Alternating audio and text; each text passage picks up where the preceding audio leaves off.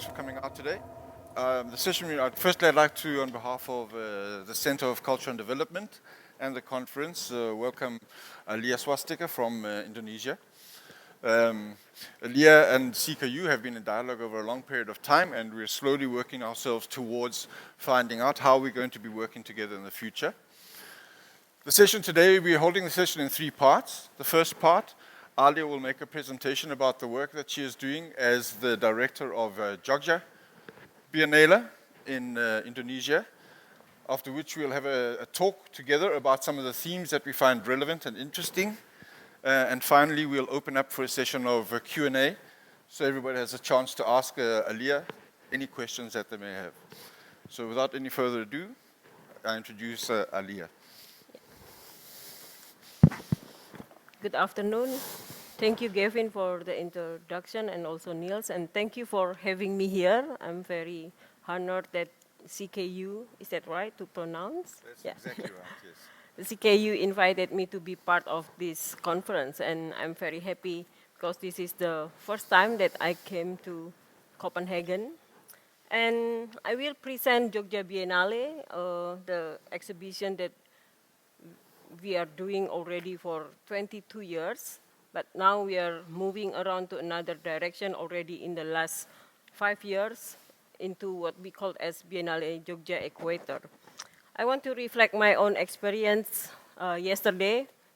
I just arrived from Jogja from Indonesia last week, and then yesterday I just arrived here. And it's very interesting. During the flight, I came from Italy to Copenhagen. Sit next to me is a guy from Nigeria, which is a big surprise for me because our next project will be done with artists from Nigeria. So in a way that I've got already another kind of introduction. And he told me that if I will be coming to Nigeria after this trip to Copenhagen. And then we start to talk a lot about Indonesia and about Nigeria during the 2-hour trip to Copenhagen. So I think it's quite interesting that it's not happened very often for me also to sit with someone from Nigeria during the trip. So I think it's kind of I don't think it's a real, it's just a casual opportunity. There is something that really then encouraged me to work on the next project of Jogja Biennale, Indonesia, and Nigeria. That's just introduction about something that quite distracted me yesterday. So I want to first introduce you about the context of Indonesian arts, because I think it's not very, many of you is not very familiar with the history of Indonesian art. So I've been working in the field of arts in Indonesia, in contemporary arts in Indonesia, for almost 15 years. And then I realized also that something that really makes me feel comfortable or feeling very welcome to this field is actually this feeling of being part of a collective, being part of the community. So I show you this picture. This is the first artist collective founded in Indonesia in around 1920. So at that time, Indonesia was still colonized by the Dutch. So this is like all the first generation of Indonesian modern artists. It's called Persagi, Persatuan Gambar Indonesia, means the Association of Drawing Maker in Indonesia. And from this group, the history of Indonesian modern art developed into many different layers after that. But I feel until now, the spirit of collectivity is still there. And this also part of the most important fundamental base for our Biennale. So the next one is also quite interesting. After being part of the collective, it's drive all the artists also to be part of the political movement. So after 1930s, 40s, the Indonesian artists, they become part of the first generation who distribute the idea of the new nation called Indonesia after the independence. So this is, I give you some of the example like the artist Sujoyono, who founded the first collective I mentioned before. And he became also part of the leaders of the Communist Party at that time.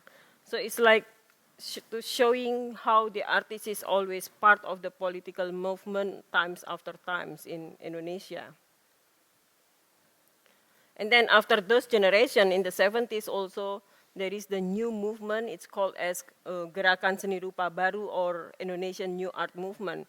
So this is like the period when what's so called as the history of contemporary art of Indonesia actually was formed. And most of the artists who are part of this movement also they came from Yogyakarta. So maybe I have to clarify, Yogyakarta is different city from Jakarta. So the capital city of Indonesia is Jakarta, and this is, we call it Yogyakarta, but usually people just call Jogja. So that's why we use also the term Biennale Jogja. So now I want to give you a brief of history about Jogja Biennale. So the Jogja Biennale is founded in 1988, and it's always been part of the community initiative. It's not really like top-down approach from the government. So everything is really initiated by all the artists, all the community, and then also there are lots of changing that usually responding to the criticism of the local community, and then we changed the direction in 2010.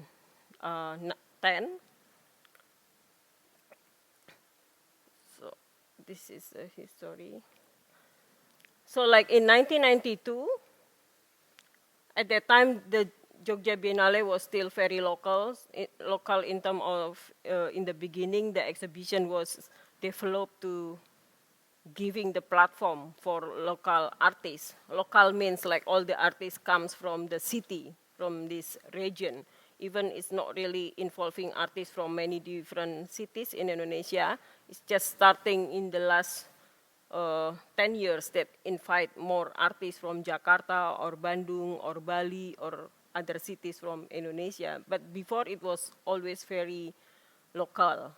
But in 1992, there was some young artists organized a protest because at that time, the works that can be exhibited during the Biennale only painting.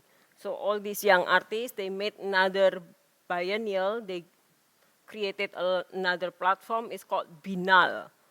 Like in Indonesian language, Biennale means wild.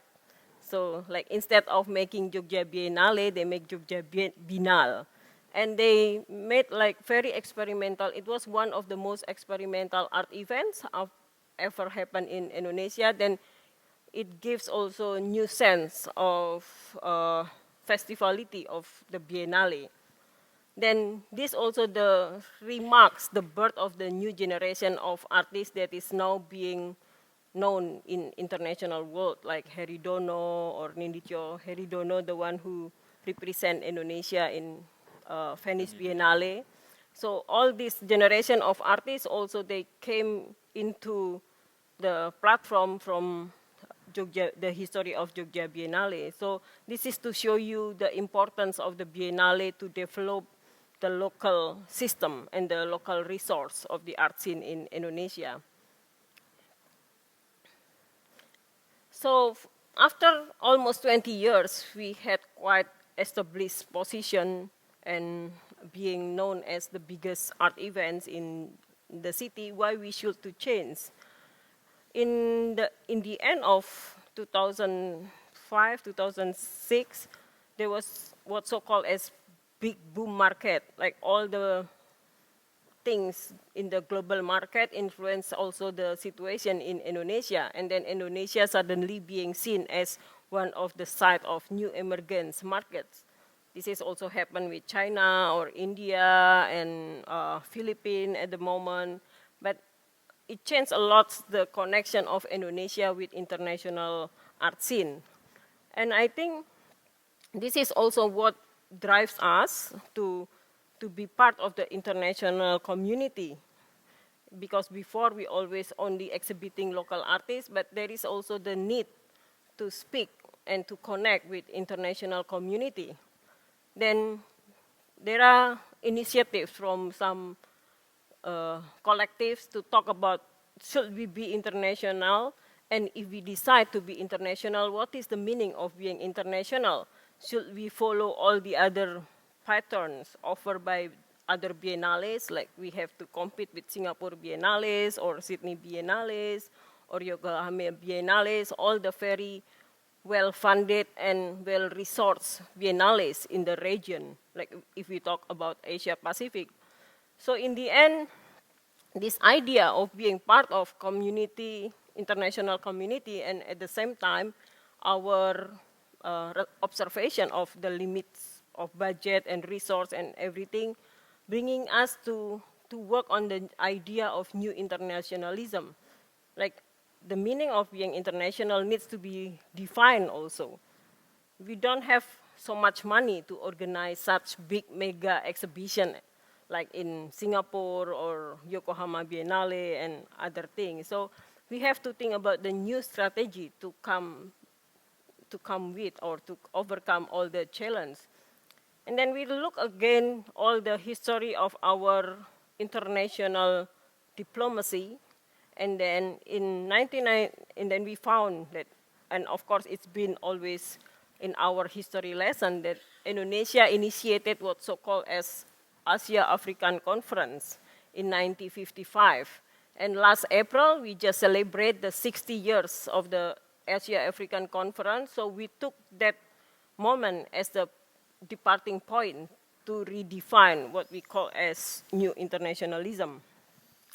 So yeah, in the end, we came out with this idea of Equator Biennale, that we want to work with the countries within the Equator area to also emphasize the idea of regionalism. Like, instead of being international and connecting with all the parts of the world, we want to focus to learn and to research and to observe particular region that is actually connected to our history. And since I told you that maybe we don't really have big resorts, and then we decide to work with only one country every time we do the Biennale. So that is the idea, is also to revisit our connection with particular region. So the first Biennale within this Equator area done in 2011. At that time, we decided to go to India to see again so we decided to go from the closer west. So in around the 16th, 17th centuries, actually Indonesian people, if they talk about the West, we don't talk about Europe, or we didn't talk about Europe, or we didn't talk about America. But we called West, we referred as India. So this is also the idea to meet again with the West. So 2011, I curated the first edition of Biennale Equator, Indonesia with India. So this is all the things.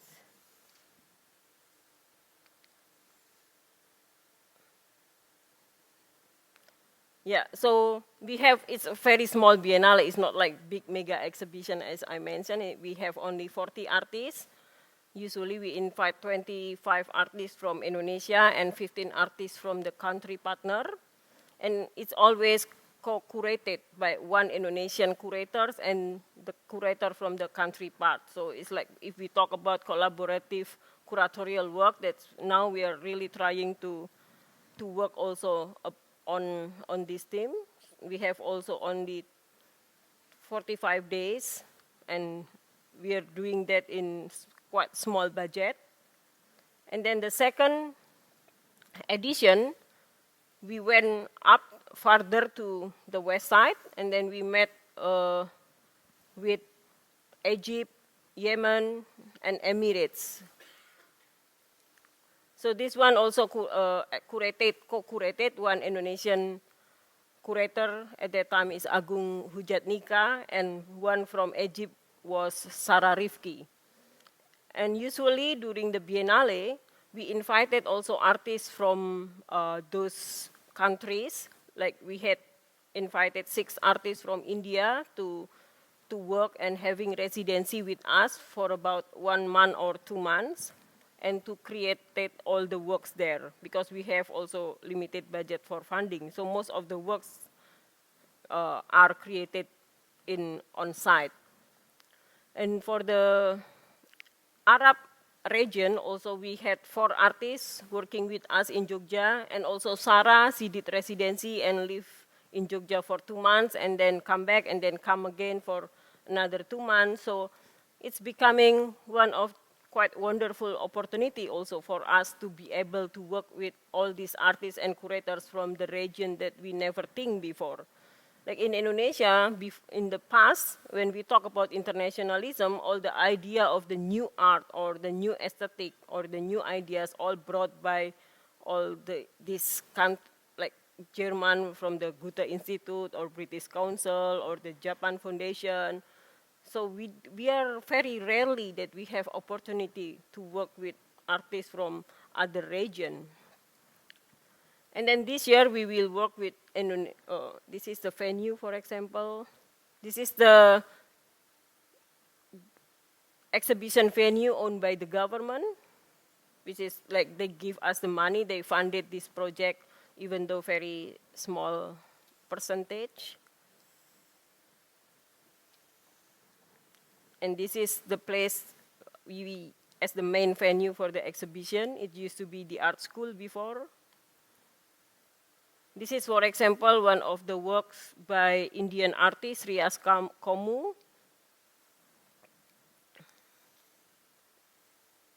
This is the opening ceremony. Like this guy is the king of Yogyakarta, so we still have the king. And this is the mayor, and this is the cultural attaché from India. So in a way, that also something that connect government to government, because usually people do cultural diplomacy through government to government, but always in a very local or central area. For example, in Indonesian case, it will be always in Jakarta. So in this case also, we bring all the people from the Indian embassy, from the Egypt embassy to come to Jogja and doing something. And this is the work, for example, from Falsan Kurma Koleri. He's an artist from Kochi, from Kerala. And all these work are created during his residency project in Jogja. And he stay and working with all the artisans, so we brought him to the local workshops where they made the clay. So this everything produced locally, and he spent quite interesting time during the time to produce it, because all the people in the workshop, actually, they didn't really understand what he really wants to do, because they are not so used to work with contemporary artists. So this kind of encounters, I think, is also one of the most important results of what we call as cultural exchange, to bring also artists to meet people from different ability, from different perspective and experience. This is some works also that reminds all the artists from India of their own hometown. So then we share also lots of similarities and history of culture during the exhibition. And this is, for example, the works by Indonesian artists, where he created like big, huge site-specific projects, and he used the structures from traditional house here, and in each of the pillars, actually, you can read the text that explain the history of connection between Indonesia and India. So it's quite interesting to give the people introduction about relationship at that time. So this is the works from Arah Mayani. So And this is another platform that we use. So aside of doing the main exhibition which we invite all the contemporary artists, we work also with artists from more traditional fields. Like this is the traditional dancer, and we went to create like events in traditional market, in suburb, so not really in the exhibition space, but more going to the village even. So this is the idea also to bring the arts and the practice of artistic, not not only be in the city, but also to give an experience for people in village area. So usually we have also this main exhibition and the festival during the Biennale. And the festival is like more to connect also with the local situation that is particularly quite different from other places. So this is all the workshops and all the participatory projects and all the happenings that we organize during the time of the Biennale. So this is the poster. This is the visual identity for our next Biennale. The theme will be hacking conflict, and you see all these this couple with all the face covered with the wires. For the curators, this representing also the idea of the chaotic situations, like he observes in Indonesia and in Nigeria, and he feels like instead of seeing chaos and conflict in a negative way, he sees this potentiality of the chaos, like how we can use chaos and conflict as the platform to empower and to create a dialogue, strategic dialogue. So this will be the new theme of our Biennale that is happening in November 1st. So if you are in that area, please come over, and we will do it until December. And I think more of the things we can discuss during my conversation with Gavin. Thank you very much. Thank you, Alia. So the theme of this conference is like an exploration of intercultural dialogue in a global context. And I'd like to kind of look a little bit at that in terms of three themes with you, based on the information that you've given us about Jogja Biennale. So the first, I'd like to kind of open the broad picture a little broadly and to look at what is the religious, political, and social context in Indonesia, which is the context for the Biennale. Then I'd like to look a little bit more at Jogja itself and the Equatorial series, and this idea of new internationalism or South-South dialogue, which is quite exciting for us because we always expect the South to work with us. So it's great that you take initiative and working with other countries in the South. And then finally, I'd just like to see how this theme implements itself in your own curatorial practice. Yeah? Indonesia is a massive country, 250 million people. It's been a center of globalization for as far back, I think, as we all can remember, being part of the Islamic and the Hindu trade routes, a period of Dutch colonialization, a period of Japanese occupation, etc. So there's always been like a melting pot of cultures and religions. Yeah? So the first question I'd like to ask you in terms of Jogja Biennale is, how does this influence, in what ways does this play into the idea of the Biennale? As I mentioned before, that is quite common that Indonesian artistic practice is usually connected to the political movement. So in a way and other, the artist, they always want to be part of that movement. So as you know, maybe many of you know that we had this Reformation happen in 1998. So before the Reformation, we were somehow, it's like we were under the regime of Suharto, which is quite authoritarian, where the military was very strong, and we had like lots of censorship. But at the same time, he imposed the idea about political stability. So during his period, like if somebody created a movement against him or against some, like one particular status quo, and then he just killed them, or he just silenced them. So in a way, it seems like very quiet at that time, but there was many things like hidden under the surface.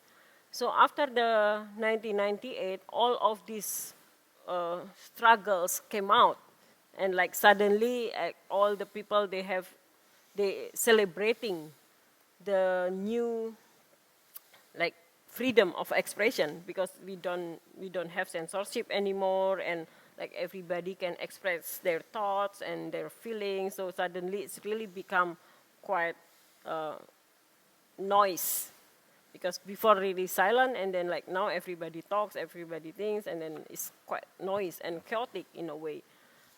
So artists usually they came into this kind of practice also. Like if there is the horizontal conflicts between one particular group to another, then artists they took part about it.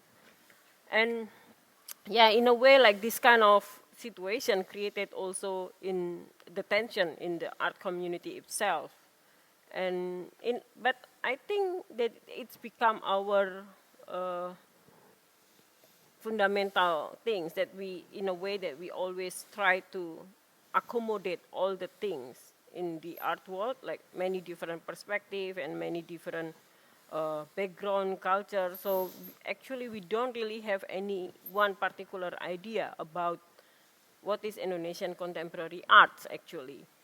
It's always very diverse. It can be very traditional, or it can be connected lots with traditional practice, or it can be very urban, or it can be very pop. So it's all this influence melting at the moment, and I think this also what we try to maintain in the Biennale itself, to keep all this diversity and all different voices to be part of that. So in curating the Biennale, is that part of your approach to make sure, for example, that the artists with different religious backgrounds, Hindu, Christianity, Muslim, Islam, are all represented in the Biennale? It's not intentionally to be like that, but it's our already part of the it's already part of yourself, that you always try to open with many different possibilities. So we don't really think about that. We never think about what is the religion of this particular artist and what is their backgrounds. But in a way, then we always try to be, like we have like tendency to think how many artists from Jogja, how many artists from Bali, how many artists from Bandung, to make it more diverse.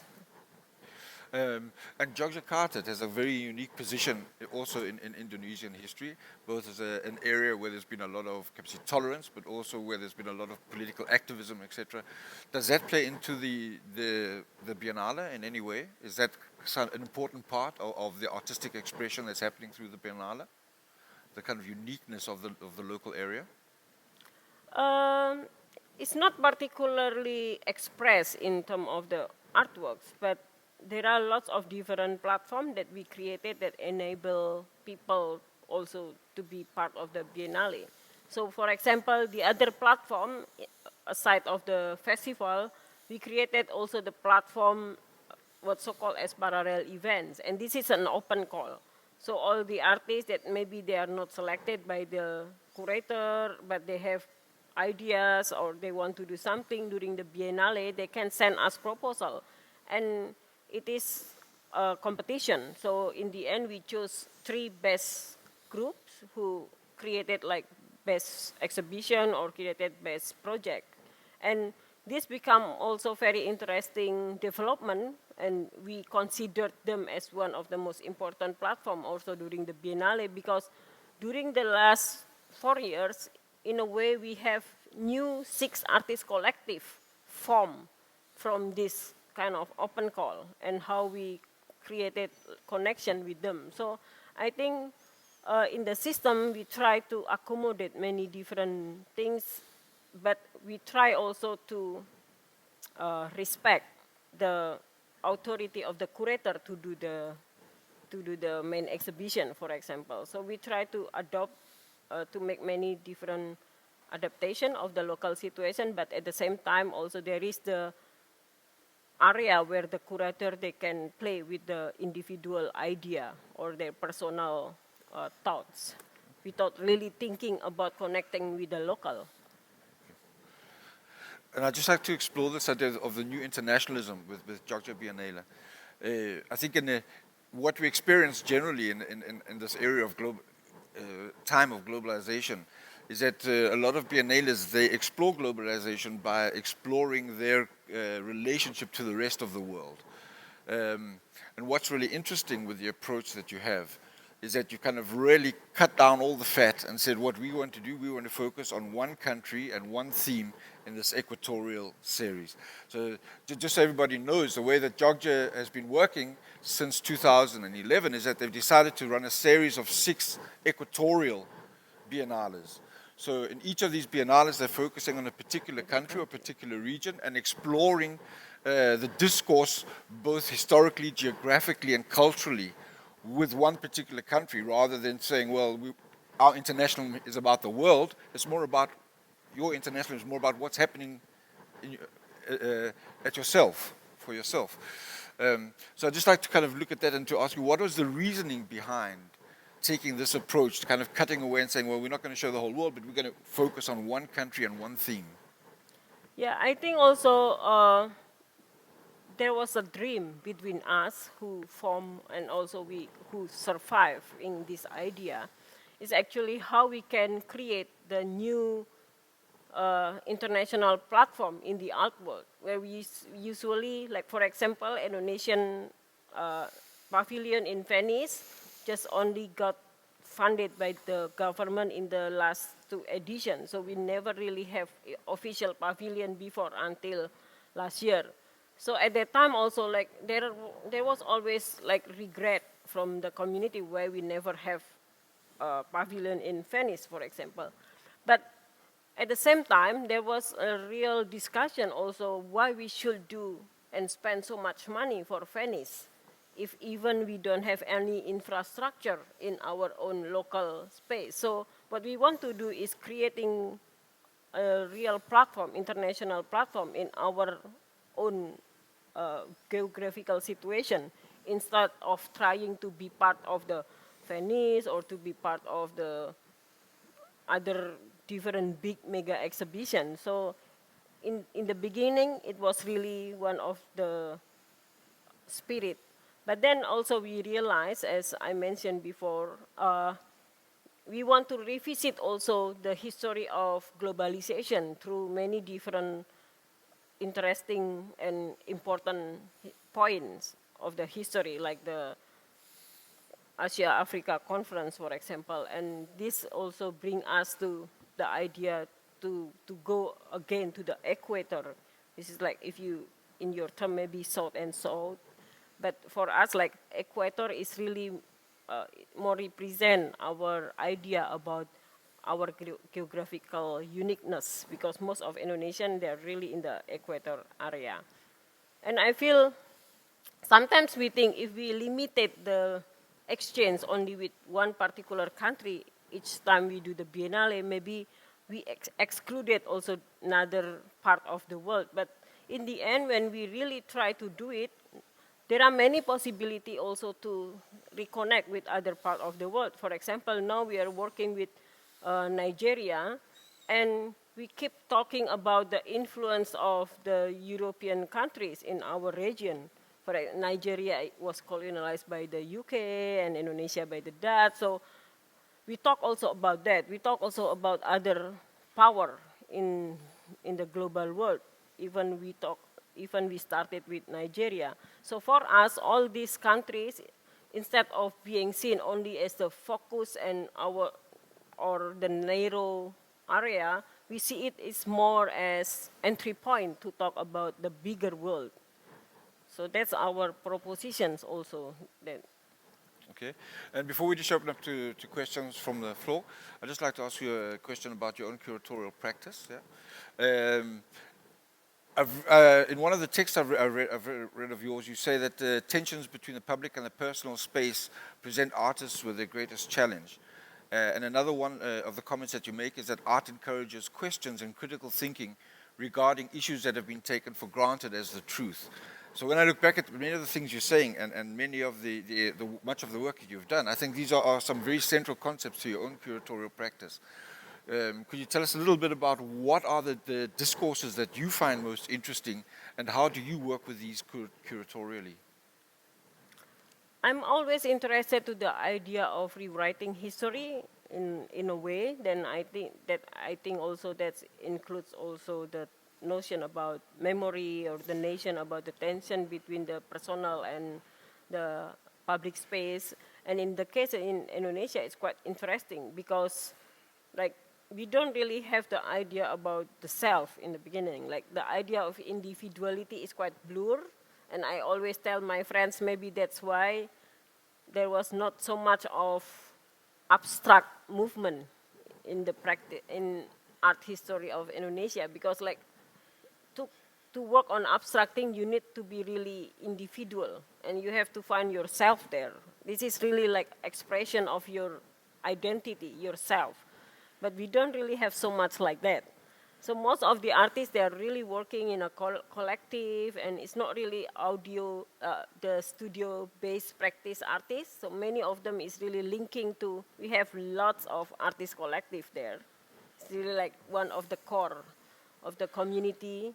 And maybe it's also because we don't really have the art infrastructure, so everything you should do by yourself. So, like, connecting also or building infrastructure is always one of the main interests of my curatorial practice. So in a way that you have to think about not only about bringing new ideas in the aesthetics or in the artistic practice, but how you can also develop new way of educating the audience, or how do you develop the new generation of artists or new generation of curators. So, like, history and memory education is always part of my curatorial interest. So this is a really interesting topic, and I'd love to speak a lot more to you about it. But I think we should just open up the floor to, I'm sure a lot of people have questions they'd like to ask Alia. So please feel free to send your questions up to us. Thank you, Ali. I was really interested in a lot of what you had to say about the art scene in Indonesia and also the way that it's curated. A couple of questions, very quickly. One is about what I found interesting about your presentation is the question of, I guess, localism. In this, you framed it in terms of regionalism, because I think sometimes we can get obsessed with the global and, in a way, bypassed how it connects with local issues. But not only localism within that particular region, but what you might want to call translocalism. In other words, local connections across different continents, right? So sometimes this global thing means that we're always looking out there at the kind of top, when actually there's lots of things happening locally that are paralleled in various regions, such as Nigeria you mentioned, for example. That's one area I wonder whether that local discourse, that translocal, international local discourse is something that you're engaged with. The second question, I guess, is thinking about the Bandung conference, which is something which is very interesting for me in terms of thinking of history and in terms of thinking a very important moment within, say, British, what we call black art practice, which emerged in the 70s and 80s through the artist Rashid Irene I talked about, who was very interested in kind of African and Asian unity. And he was very inspired in his practice and in the early debates around so-called black art. He was inspired by that very international idea of the spirit of Bandung, of African and Asian unity. And that's something that I think is interesting. And the final part is whether you'd considered dialogue with the Caribbean. Because I find, I'm kind of a big advocate for the Caribbean these days, because often the Caribbean is left out of discussions of the global, which I don't understand why, given that the Caribbean is like, a really important global hub of, history and ideas. So whether, and also given the island culture, the archipelago culture, whether there's something there that could connect with what you're doing in Jogja. Thank you. I mean, that's just a kind of a range of responses. Sorry. We answer first or correct? Yeah. Yeah, like we talk about transnationalism, translocalism, sorry, and how we play also the role in this kind of notion. I think this is always the questions of doing something international. Like if we, even in the beginning when we introduced this idea of International Biennale in Jogja, like many of the artist community, they against also why we should spend money to invite artists from India or from Arab or Nigeria to come here instead of using the money or the fund from the government to create something for the people in Jogja themselves. So it's quite challenging opportunity also for us to introduce this kind of connection, even it's very locally based, but it's still quite difficult for the local community sometimes to understand the importance of bringing other thinking and bringing other part of the world to come. And we're still doing things about that. And I think the most important part, like for example, when we do with India, at that time we had 5, 6 artists from India came, and it was their first time to came to Indonesia, and many of them it was even the first experience for them being in Southeast Asia, which is quite interesting for me because at that time, like if we talk about the 6th, 7th until the 13th century, all the things developed in Indonesia actually came from India, brought by the traders. And then suddenly, after the independence, after the boom of the economic, even we don't have anymore the connection because everything is really connected only to the America in the context of Southeast Asia, because after the Cold War, it's really like the influence of America become really strong, and they come with all this Hollywood and pop art and music. So we lost the connection to the somehow our real brothers and sisters at that time. So I think this is one of the most interesting part also, how we define also local or what we think as original as Indonesia at that time. And then we realize many things is actually brought by people from India or from Arab. So I think it's a good opportunity also for our community at that time to questioning again, what is the meaning of being Indonesian or being Javanese, for example. Because lots, and then we realize this everything is from India, from Arab, all this influence. I think then we talk about local in very different perspective. We use the international platform to re-questioning local practices. This is this kind of tension that I think is quite interesting every time we do something. And then also about Caribbean, for example, is it in Equator area? We have to check. Google. We have this map, yeah. Some part of the, yeah, because Just kind of north of the equator. because we have this quite strong limitation that we will work with the country between the 23 degree above the equator and 23 degree below equator.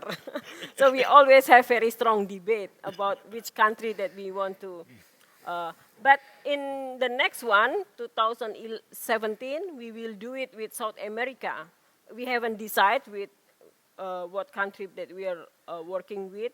And then most interesting also in 2019, we will create what's so-called as maritime biennial. So we will work with the idea of archipelago. So maybe that is the right opportunity to work with Caribbean, I think. And so like we try to make the tour around the world, starting from India, Middle East, and then Africa, and then South America, and then we will work on the idea of archipelago, and then back again to Southeast Asia.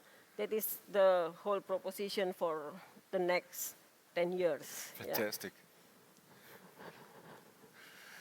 Thank you very much, and a round of applause for Alia.